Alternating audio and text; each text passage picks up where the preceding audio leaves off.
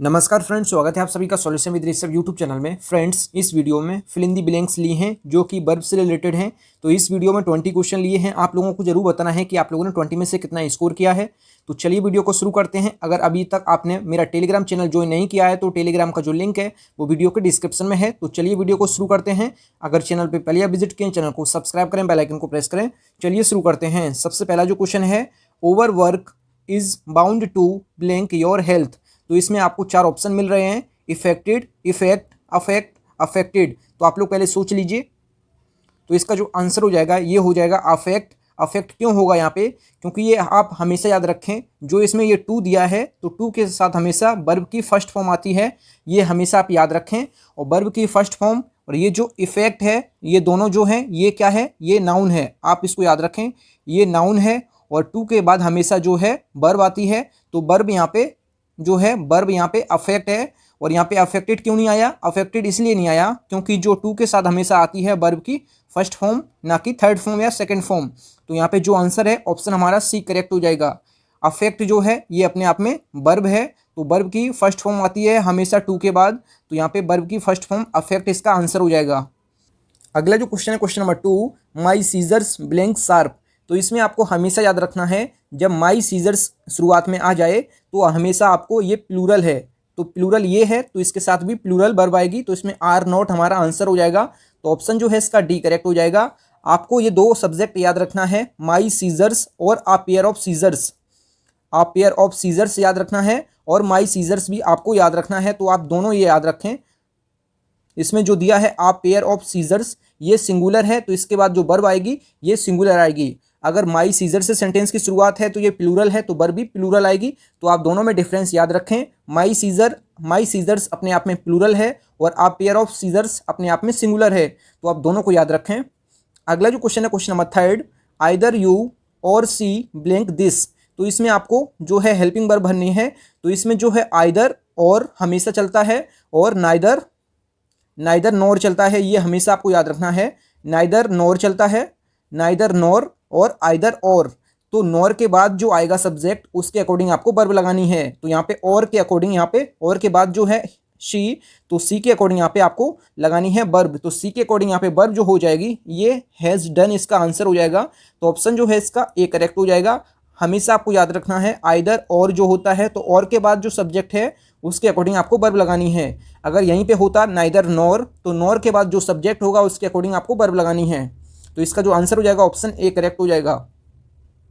अगला जो क्वेश्चन है, क्वेश्चन नंबर 4 जो दिया है, ये दिया है it is I who blank you. तो इसमें आपको हमेशा याद रखना है, यदि सब्जेक्ट कोई रिलेटिव प्रोनाउन जैसे हु, विच, दैट हो तो वर्ब जो है हमेशा जो रिलेटिव प्रोनाउन दिया है उससे पहले जो सब्जेक्ट है नाउन या प्रोनाउन उसके अकॉर्डिंग आपको वर्ब लगानी है।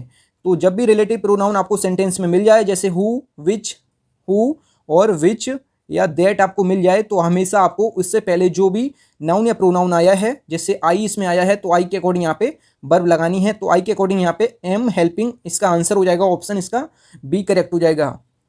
अगला जो क्वेश्चन है, question number 5, a great leader and patriot blank. तो इसमें आपको हमेशा याद रखना है, जैसे इसमें दिया है a great leader and patriot.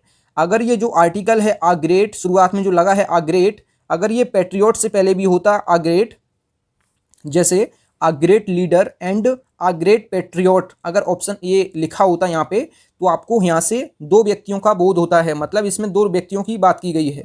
लेकिन यहाँ पे ऐसा दिया है a great leader and patriot. Patriot से पहले आर्टिकल ए नहीं आया है और ग्रेट नहीं आया है। तो इसका मतलब है कि एक ही व्यक्ति की बात हो रही है जो लीडर है और पैट्रियोट है। तो एक ही व्यक्ति की बात हो रही है तो वर्ब जो है ये सिंगुलर आएगी। तो इसका जो आंसर हो जाएगा ऑप्शन सी इसका करेक्ट हो जाएगा। हैज़ डाइड इसका आंसर हो जाएगा। ऑप्शन इसका सी करेक्ट हो जाएगा क्योंकि यहाँ से एक ही व्यक्ति का बोध हो रहा है। तो इसका जो है ऑप्शन जो है इसका सी करेक्ट हो जाएगा। अगला जो क्वेश्चन है, question number 6, he with his friend blank for home to night.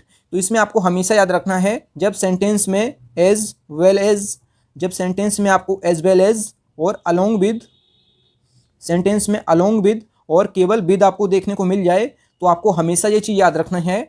जैसे एज वेल एज सेंटेंस में अगर आ जाता है या अलोंग विद आ जाता है या केवल विद आ जाता है तो आपको इससे पहले जो भी सब्जेक्ट होगा उसके अकॉर्डिंग आपको वर्ब लगानी है। तो यहाँ पे ही के अकॉर्डिंग आपको वर्ब लगानी है क्योंकि यहाँ पे विद आया है तो विद से पहले जो ही है, ही के अकॉर्डिंग यहाँ पे वर्ब लगानी है, तो ही के अकॉर्डिंग यहाँ पे जो वर्ब हो जाएगी ये हो जाएगी ऑप्शन इसका ए करेक्ट हो जाएगा, इज लिविंग। तो इसका जो आंसर ऑप्शन ए करेक्ट हो जाएगा। अगला जो क्वेश्चन है क्वेश्चन नंबर जो 7 दिया है, he and I blank the food. इसमें ही और एंड आई जब दो नाउन या प्रोनाउन जब एंड से जुड़े हैं तो यहाँ पे जो सब्जेक्ट होता है ये प्लूरल होता है। अगर सब्जेक्ट प्लूरल है तो वर्ब भी प्लूरल आएगी। तो इसका जो आंसर हो जाएगा ये ऑप्शन इसका सी करेक्ट हो जाएगा, जो है ऑप्शन हैव टेकन इसका आंसर हो जाएगा। तो क्वेश्चन नंबर 7 का आंसर जो है ऑप्शन सी करेक्ट हो जाएगा। फ्रेंड्स, अगर आपको वीडियो पसंद आती है तो वीडियो को लाइक एंड डिसलाइक जरूर किया करें। अगला जो क्वेश्चन है question number 8, leaves blank from the tree. तो इसमें आपको जो लीव्स है ये प्लूरल है, तो यहाँ पे जो भी यहाँ पे जो वर्ब आएगी ये भी प्लूरल आएगी। तो इसका जो आंसर हो जाएगा ऑप्शन ए करेक्ट हो जाएगा। आर फॉलिंग इसका आंसर हो जाएगा। Leaves are falling from the tree, मतलब पेड़ से पत्तियां गिर रही हैं, इसका आंसर हो जाएगा ऑप्शन इसका ए करेक्ट हो जाएगा। अगला जो क्वेश्चन है question number 9, yesterday I blank a legal notice from the bank. इसमें आपको हमेशा याद रखना है जब सेंटेंस के शुरुआत में या लास्ट में येस्टरडे देखने को आपको मिल जाए तो हमेशा ये बोध होता है कि वो घटना जो है पास्ट की है। तो इसमें येस्टरडे जब आपको सेंटेंस में शुरुआत में या लास्ट में मिल जाता है तो आपको हमेशा जो है पास्ट इंडेफिनिट यूज़ करना है सेंटेंस में। तो पास्ट इंडेफिनिट जो होता है उसमें हमेशा वर्ब की सेकंड फॉर्म आती है। अगर नेगेटिव सेंटेंस है तो उसमें डिड नॉट होता है और प्लस वर्ब की फर्स्ट फॉर्म। अगर सेंटेंस नेगेटिव नहीं होता है और ना इंटेरोगेटिव होता है तो इसमें हमेशा आपको वर्ब की सेकंड फॉर्म लगाना है। तो ऑप्शन जो है इसका जो है सी ऑप्शन में दिया है, रिसीव का सेकंड फॉर्म रिसीव्ड और थर्ड फॉर्म भी रिसीव्ड ही होता है। तो इसका जो आंसर है ऑप्शन सी करेक्ट हो जाएगा। अगला जो क्वेश्चन है question number 10, if he blank his duties sincerely he will not do any harm. तो इसमें आपको हमेशा याद रखना है जब सेंटेंस की शुरुआत जो है इफ से शुरुआत है तो ये कंडीशनल सेंटेंस होते हैं। तो आगे वाला सेंटेंस जो है ये फ्यूचर में है, तो हमेशा शुरुआत वाला सेंटेंस जो होगा ये पास्ट इंडेफिनिट में होगा। तो पास्ट इंडेफिनिट में आप क्या सेंटेंस में क्या यूज़ करेंगे, तो यहाँ पे थोड़ा सा ऑप्शन में मिस्टेक है। आप जो यहाँ पे डी दिया है लास्ट में तो उसकी जगह आप एस कर दीजिए। तो यहाँ पे जो आंसर हो जाएगा ये डिस्चार्ज इसका आंसर हो जाएगा, DISCHARGES। तो ये ऑप्शन इसका करेक्ट हो जाएगा। ऑप्शन इसमें जो है बी में दिया है ये ऑप्शन इसका करेक्ट हो जाएगा। ये कंडीशनल सेंटेंस है। अगर शुरुआत इफ वाले सेंटेंस में हमेशा आपको प्रेजेंट इंडेफिनिट यूज़ करना है तो आगे वाले सेंटेंस में हमेशा आपको जो है फ्यूचर यूज करना है। तो ये आपको याद रखना है, जब शुरुआत में प्रेजेंट होगा तो आगे जो है फ्यूचर यूज होगा। ये कंडीशनल सेंटेंस है तो इसका जो है ऑप्शन बी करेक्ट हो जाएगा। ऑप्शन बी में थोड़ा मिस्टेक है, आप यहाँ पे डी हटा दीजिए, सेंटेंस में जो स्पेलिंग है डी हटा दीजिए और एस लगा दीजिए, तो हमारा डिस्चार्ज इसका आंसर हो जाएगा। अगला जो क्वेश्चन है question number 11, I blank of him since he left this city. तो इसमें आपको हमेशा याद रखना है जब सेंटेंस में सिंस आ जाता है तो ये वाला सिंस वाला सेंटेंस जो होता है ये हमेशा पास्ट इंडेफिनिट यूज़ करते हैं। तो पास्ट इंडेफिनिट में वर्ब की सेकंड फॉर्म होती है, तो यहाँ पे लीव की सेकंड फॉर्म लेफ्ट दिया है, तो हमारा ये सेंटेंस सही है। जो सिंस वाला सेंटेंस होता है ये हमेशा पास्ट का होता है, इसलिए इसमें पास्ट इंडेफिनिट यूज़ करते हैं हमेशा, आप इसको याद रखें। और दूसरा सेंटेंस जो होता है ये प्रेजेंट में यूज़ करते हैं, तो ये चीज़ आप हमेशा याद रखें। तो इसमें जो आंसर इसका हो जाएगा ऑप्शन इसका बी करेक्ट हो जाएगा। इसका मतलब हो जाएगा, इस ऑप्शन को अगर हम करेक्ट करते हैं ऑप्शन बी को, तो इसका मतलब हो जाएगा since he left this city, जब से उन्होंने इस शहर को छोड़ा है मैंने उनके बारे में कभी नहीं सुना। तो इसका हो जाएगा I have never heard of him since he left this city. तो यहाँ पे since he left this city I have never heard, तो इसका जो है ऑप्शन इसका जो है बी करेक्ट हो जाएगा, आप इसको याद रखें। अगला जो क्वेश्चन है question number 12, they don't pay any heed of their superiors instruction blank. तो इसमें आपको चूज़ करना है क्या ऑप्शन इसका करेक्ट होगा। तो इसमें जो है इसका मतलब पहले आप लोग समझ लीजिए इस सेंटेंस का, क्योंकि इस सेंटेंस के मतलब में ही सब कुछ छुपा है। तो इसमें जो हो जाएगा इसका मतलब है वे अपने वरिष्ठों मतलब कि अपने बड़े के निर्देश पर कोई ध्यान नहीं देते, और इसमें जो आगे भरना है आपको इसका मतलब हो जाएगा और ना ही मैं, और ना ही मैं, मतलब इस सेंटेंस का पूरा मैं मतलब बताता हूँ आपको। मैं अपने वरिष्ठों के निर्देश पर कोई अधिकार मतलब कोई ध्यान नहीं देते, और ना ही मैं, और ना ही मैं का मतलब होता है नॉर डिड आई। तो ऑप्शन जो है इसका ए करेक्ट हो जाएगा। अगर यहाँ पे होता नाइदर डिड आई तो ये भी इसका करेक्ट होता। तो यहाँ पे जो दिया है नॉर डिड आई, तो हमारा ये ऑप्शन इसका करेक्ट हो जाएगा। क्योंकि आपको हमेशा ये चीज़ याद रखना है जो ये सेंटेंस में दिया है क्वेश्चन नंबर 12 में, ये हमेशा, क्योंकि जो नकारात्मक विचार होते हैं, जो नकारात्मक विचार प्रस्तुत करने वाले सेंटेंस होते हैं, उसमें जो है हमेशा जो छोटे वाक्य हैं ये हमेशा नाइदर या नॉर से शुरुआत होती है। तो इसका जो है ऑप्शन इसका ए करेक्ट हो जाएगा। अगला जो क्वेश्चन है question number 13, they wanted to know blank. आप लोग पहले सोच लीजिए इसमें क्या ऑप्शन होगा।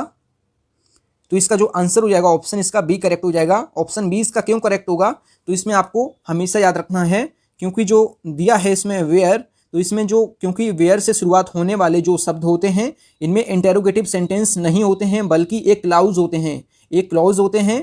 क्योंकि इसका मतलब हो जाएगा वे जानना चाहते थे कि उनका घर कहाँ है। ये जो है वे जानना चाहते थे कि उनका घर कहाँ है, तो they wanted to know where and this house was. तो इसमें है एक सेंटेंस मतलब प्रॉपर है कि वे जानना चाहते थे, आई वांटेड टू नो कि उनका घर कहाँ है, तो वेयर दिस हाउस वॉज। तो इसका जो है, इसकी जो प्रोनाउंसिएशन है, मतलब जो भी इस सेंटेंस का मतलब है, मीन है, इस बी ऑप्शन से इसका करेक्ट आ रहा है। तो इसका जो है बी ऑप्शन करेक्ट हो जाएगा। अगला जो क्वेश्चन है क्वेश्चन नंबर जो 14 दिया है, his mother asked him when blank his lunch. तो इसमें आपको ये चीज़ याद रखना है, जब इनडायरेक्ट वाला सेंटेंस होता है, जब इनडायरेक्ट सेंटेंस में शुरू में पास्ट जो रिपोर्टिंग वर्ब वाला सेंटेंस जो होता है, रिपोर्टिंग वर्ब वाला, ये जब पास्ट में हो तो आगे वाला जो रिपोर्टेड स्पीच वाला सेंटेंस है ये भी जो है पास्ट में होगा। तो यहाँ पे पास्ट में किस ऑप्शन में दिया है, तो इसका जो आंसर हो जाएगा ऑप्शन सी इसका करेक्ट हो जाएगा। ही वुड हैव इसका आंसर हो जाएगा। तो ऑप्शन जो है इसका सी करेक्ट हो जाएगा। अगला जो क्वेश्चन है question number 15, he didn't know what happened as he. तो इसमें आप लोग पहले सोच लीजिए इसका आंसर क्या होगा। तो जब पास्ट ऑफ द पास्ट की घटनाओं के लिए हमेशा पास्ट परफेक्ट का यूज़ करते हैं, ये चीज़ आप याद रखें। जो पास्ट ऑफ द पास्ट की घटना होती है उसमें हमेशा पास्ट परफेक्ट का यूज़ करते हैं। तो पास्ट परफेक्ट किस ऑप्शन में दिया है, तो इसका जो है सी ऑप्शन इसका करेक्ट हो जाएगा क्वेश्चन नंबर 15 का। इसका मतलब मैं आपको समझा देता हूँ। जो क्वेश्चन नंबर 15 दिया है इसमें पास्ट ऑफ द पास्ट की घटना का यूज़ हुआ है, मतलब इसका मतलब हो जाएगा कि वह नहीं जानता था कि क्या हुआ। आई डिडंट नो मतलब वह नहीं जानता था। व्हाट हैपेंड मतलब कि क्या हुआ, क्योंकि एज ही क्योंकि वह बेहोश हो गया था। तो इसमें जो है हमेशा पास्ट ऑफ द पास्ट की घटना, क्योंकि उसे नहीं पता कि क्या हुआ था, कि क्योंकि वो बेहोश था, क्योंकि ये पास्ट ऑफ द पास्ट की घटना है, तो उसके लिए हमेशा जो है पास्ट परफेक्ट यूज़ करते हैं। तो इसका जो आंसर हो जाएगा ऑप्शन सी करेक्ट हो जाएगा। अगला जो क्वेश्चन है क्वेश्चन नंबर 16 जो दिया है, despite my efforts they blank to our requests. तो इसमें आपको ये चीज़ याद रखना है, जो क्वेश्चन नंबर 16 है इसमें ऑप्शन जो है इसका ए करेक्ट हो जाएगा। ए करेक्ट क्यों होगा, तो इसमें जो हमेशा आप याद रखना है, जो डिड दिया है, डिड नॉट जब सेंटेंस में आ जाता है, जब सेंटेंस में डिड नॉट आ जाता है तो वर्ब की हमेशा आपको फर्स्ट फॉर्म लगाना है। तो वर्ब की फर्स्ट फॉर्म इसमें एक्सीड दिया है, एक्सीड के बाद हमेशा टू होता है, टू आर रिक्वेस्ट, तो इसका आंसर हो जाएगा। इसका मतलब हो जाएगा मेरे प्रयासों के बावजूद उन्होंने हमारे अनुरोध को स्वीकार नहीं किया। तो इसका मतलब हो जाएगा। और जो ऑप्शन जो इसमें दिया है ऑप्शन बी में, इसका मतलब थोड़ा सा अजीब आ रहा है, तो इस वजह से इसका आंसर गलत हो जाएगा। और ऑप्शन जो है डी करेक्ट गलती हो जाएगा। और एक्सीड के बाद बाई नहीं आता है, तो हमारा तीनों ऑप्शन गलत हो जाएंगे। तो हमारा जो राइट ऑप्शन जो हो जाएगा ये ऑप्शन ए हो जाएगा। इसका मतलब हो जाएगा मेरे प्रयासों के बावजूद उन्होंने हमारे अनुरोध को स्वीकार नहीं किया। इसका मतलब हो जाएगा। अगला जो क्वेश्चन है question number 17, he blank know the difference between a ship and a submarine. तो इसमें आपको हमेशा याद रखना है, जब सेंटेंस में शुरुआत में ही आ जाता है तो ही अपने आप में सिंगुलर है, तो वर्ब भी हमेशा सिंगुलर आएगी। तो यहाँ पे सिंगुलर वर्ब जो है ये जो है डजंट है, तो ऑप्शन जो है इसका बी करेक्ट हो जाएगा। प्लूरल वर्ब जो है ये डोंट है, तो इसमें जो आंसर हो जाएगा डजंट। तो ऑप्शन जो है इसका मतलब होता है डजंट का मतलब होता है डज नॉट, डज नॉट इसका मतलब होता है, और शॉर्ट फॉर्म में इसको डजंट कहते हैं। तो इसका जो आंसर ऑप्शन बी करेक्ट हो जाएगा, क्योंकि शुरुआत में सिंगुलर दिया है तो वर्ब भी सिंगुलर आएगी। तो ऑप्शन जो है इसका जो सिंगुलर वर्ब है ये डजंट है, तो ऑप्शन बी करेक्ट हो जाएगा। अगला जो क्वेश्चन है question number 18, yesterday I met an old friend when I blank to the market. तो इसमें आपको हमेशा याद रखना है, जब सेंटेंस में जैसे ये सेंटेंस जो है येस्टरडे आया है, तो इस सेंटेंस में जो आया है ये जो आया है B2 आई है, जो मेट है तो ये B2 है, मतलब वर्ब की सेकंड फॉर्म है। और ये सेंटेंस जो है पास्ट इंडेफिनिट में है। मैंने आपको ये बताया था, जब सेंटेंस में येस्टरडे आ जाता है तो आपको सेंटेंस में हमेशा उस सेंटेंस में हमेशा आपको पास्ट इंडेफिनिट यूज़ करना है। और आगे जो क्वेश्चन नंबर दिया है इसमें, तो इसमें जो है I blank to the market, तो इसमें जो हो जाएगा, जो ये सेंटेंस है, ये सेंटेंस भी पास्ट का है, तो आगे भी आने वाला सेंटेंस जो भी होगा ये भी पास्ट में होगा। तो आई के अकॉर्डिंग यहाँ पे बोल्स आ जाएगा। तो बोल्स किस ऑप्शन में है, तो ऑप्शन जो है इसका सी करेक्ट हो जाएगा। अगला जो क्वेश्चन है question number 19, the secretary and treasure blank present at today's meeting. तो इसमें आपको हमेशा याद रखना है, जब दो नाउन जैसे सेक्रेटरी एंड ट्रेजर एंड से जुड़े हैं और दोनों से पहले आर्टिकल द अगर होता है, अगर दोनों से पहले आर्टिकल द होता है, तो ये जो नाउन होता है ये प्लूरल होता है, क्योंकि यहाँ पे दो लोगों की बात की जाती है, सेक्रेटरी एंड ट्रेजर की। अगर दोनों से पहले आर्टिकल द नहीं है, केवल एक से पहले द आर्टिकल है और दूसरे से पहले नहीं है, तो केवल एक ही व्यक्ति की बात होती है जो सेक्रेटरी है और ट्रेजर भी है। तो इसमें जो एक ही व्यक्ति की बात हो रही है तो ये सिंगुलर है, तो यहाँ पे सिंगुलर वर्ब आएगी। तो यहाँ पे जो सिंगुलर वर्ब किस ऑप्शन में दिया है, तो ऑप्शन जो है इसका बी करेक्ट हो जाएगा। बोज नॉट इसका आंसर हो जाएगा। अगला जो क्वेश्चन है क्वेश्चन नंबर 20, इस वीडियो का लास्ट जो है, neither Rakesh nor I blank leaving for Hyderabad. तो इसमें मैंने बता चुका हूँ आपको, आइदर और नाइदर नॉर के बाद जो सब्जेक्ट होता है उसके अकॉर्डिंग आपको वर्ब लगानी है। तो आई के अकॉर्डिंग यहाँ पे एम हो जाएगा इसका आंसर। तो ऑप्शन जो है इसका सी करेक्ट हो जाएगा। थैंक यू फ्रेंड्स, अगर आपको वीडियो पसंद आई है तो वीडियो को लाइक एंड से जरूर किया करें। अगर चैनल पे पहले आप विजिट किए चैनल को जरूर सब्सक्राइब करें। मिलते हैं न्यू वीडियो में, तब तक के लिए जय हिंद, वंदे मातरम।